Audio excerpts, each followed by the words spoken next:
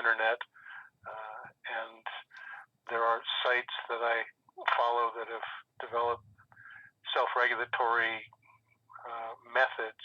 Think about eBay, for instance, and the rating of sellers and how important it is to sellers to keep a good rating and how they work out stuff. One of my friends was the head of dispute resolution for eBay, and I might have mentioned him in the class at the time. He had a caseload of 9 million cases a year Sure. because at that time eBay was doing 9 billion cases a year, and it turned out that only 1 in 1,000 people had a problem. But that's still 9 million cases. It was his caseload for the year. They worked out a lot of interesting systems for keeping people honest. Interesting. Very Anyway, interesting. I really appreciate that. And that actually right there, you touched on something that's very needed in the crypto industry that they cannot resolve. It's related to how the nature of, because we're in the delegated proof of stake world, not the proof of work world. I don't know if you know about this, but there's like this kind of voting that goes on in this governance issue. And so now I'm in the camp of Dan Larimer, who is sort of like, he's the inventor of the EOS technology that was basically, he never was allowed to develop what he wanted to, and so he's trying to get back on track, but the EOS community feels abandoned by him because he's not getting funded for what he wants to do. Is all now that the ENF is funding, getting funds again, and so he's sort of branched off on his own. And I'm meeting with like 40 people in this group, and I'm like one of 40, and I just got in. I didn't even know anything about crypto to the beginning of this year. I'm so learning so much so quickly and trying to figure this all out. But I have like really intimate and direct access to these peoples and conversations, and they're very much of all the kinds of figures in this landscape. Dan Larimer's genius and intelligence and what he's trying to do with fractal governance and democracy is like mind-boggling to me, because it's getting away from the only way you can purchase or acquire these tokens is by gaining respect through interacting with other humans. And so it's just bizarre to me. I love it. well, just keep in mind that this kind of a challenge has been faced before. I'm sure there are good models out there. It's unlikely that humanity is coming up on an absolutely brand new challenge. Right. And maybe there's something useful from things like eBay or Uber I think or so. whatever, Airbnb. There's a lot of companies, a lot of industries that have faced the challenge of how do you develop something that isn't based on government regulatory effectiveness, because you know it's slow, it's incredibly complex and bureaucratic, and not very effective usually to have government regulatory stuff. So people have tried to develop other systems many, many, many times. Take a look at what's already been done and see if there's anything useful there. And you will be most useful to that community if you continue to be an honest broker as opposed to deciding this one's right, that one's wrong. Right. I know whose weight I want to emphasize and whose side I'm on. Maybe that's the choice you'll make, and I wouldn't argue against your deciding, well, I know who's got the right answer here, and I'm just going to join them. But I do think you got to pick which role you want to play. If you're going to be an effective and honest broker of facilitated discussion, I think you have to make a commitment not to decide, well, this guy's really got the right answer and these people have the wrong answer, so I'm going to Right. secretly help or publicly Right. help No, I one agree with side you. in this. In I all think you take honesty, your choice, and that's a difficult choice. I'm not in Yeah. any way a fan or sold completely into this ideology that I'm promoting. I just saw it as a good opportunity to learn a lot and to engage and develop relationships. And now I can leverage it into a SEO marketing kind of thing, having some sort of voice. I'm going to be doing a live stream, 24-hour live stream on June 1st. I just decided because I think it's their 4-year anniversary. And I'm also breaking out into getting dialogue going with people across the whole blockchain communities, invading these different Twitter spaces. So it's sort of like everything you're telling me, it's already what I've been doing, because I'm more Good. like finding. I want the best solutions. I want the best dialogue. I don't care how ugly things look. I want the truth. I want it on the table. I want that conversation, and I want to mediate those narratives and that information, and then see what comes out of it. Well, since we're still on the phone together, let me just mention a project that a friend and colleague of mine was asked to do. He was asked to facilitate the development of new regulations for nuclear power plants. Okay. And that involved a lot of pretty big players and a lot of high stakes. And, Lawrence Livermore was in charge of having the dialogue be secure and all that stuff. I don't think the article he wrote about the process observations he had is still up, but when I get your email, I'll see if I can find a copy of it. Okay. And he had to kind of develop the process from scratch for doing online facilitation with a bunch of pretty heavy different groups, people who were interested in shutting down all nuclear plants, people who wanted to promote nuclear power, whether it was dangerous or not, people who understood a lot of the technology and what was and what wasn't going to be more dangerous.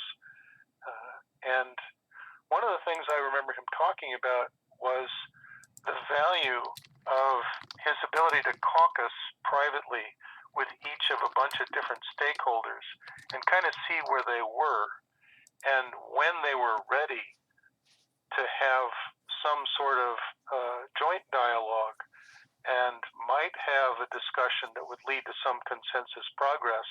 Then he would transfer the discussion to a joint web-based discussion.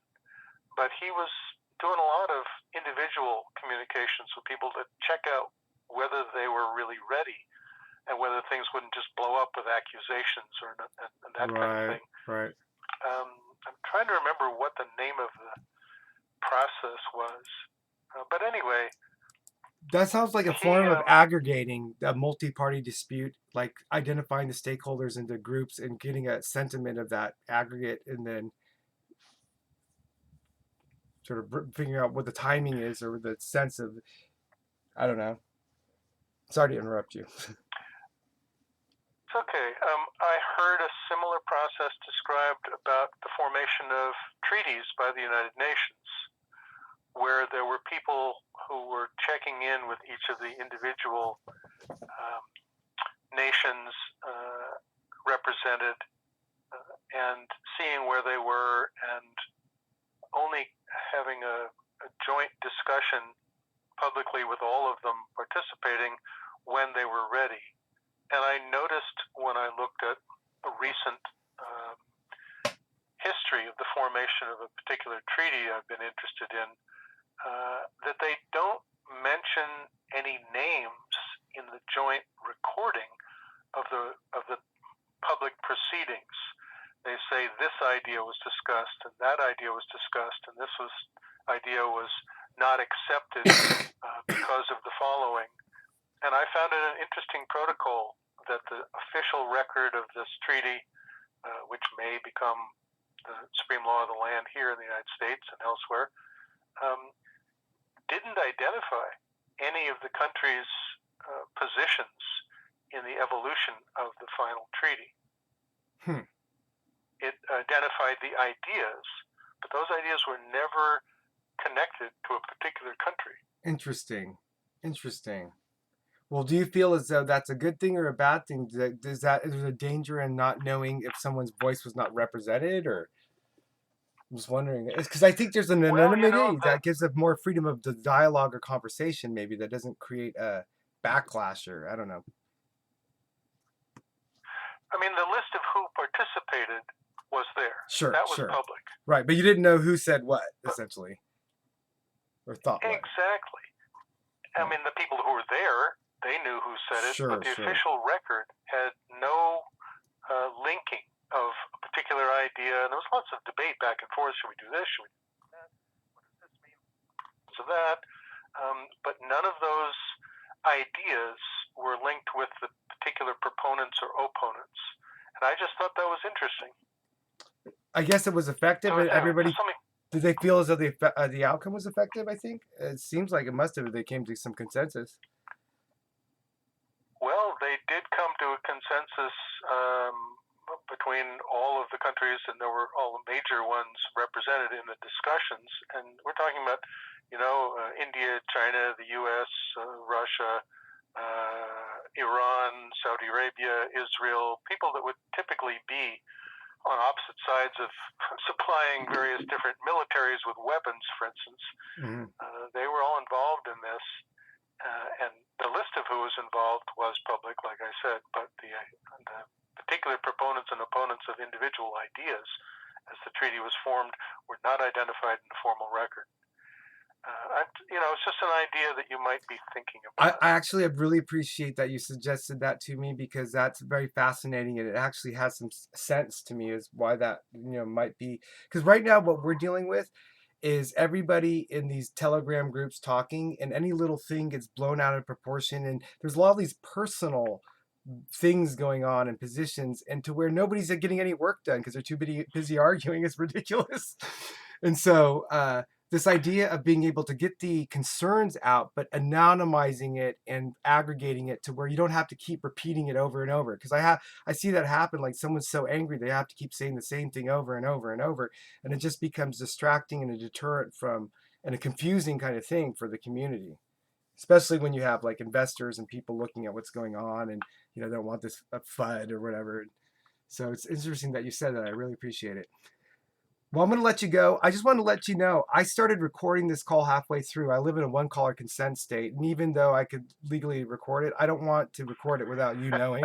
And so I personally, the reason I'm doing this, Ron, is because this is what I've been doing nonstop. I'm doing a blog that's fantasy fiction, but I'm using real material in my life. And I'm using these recordings as the B-roll and the documentation.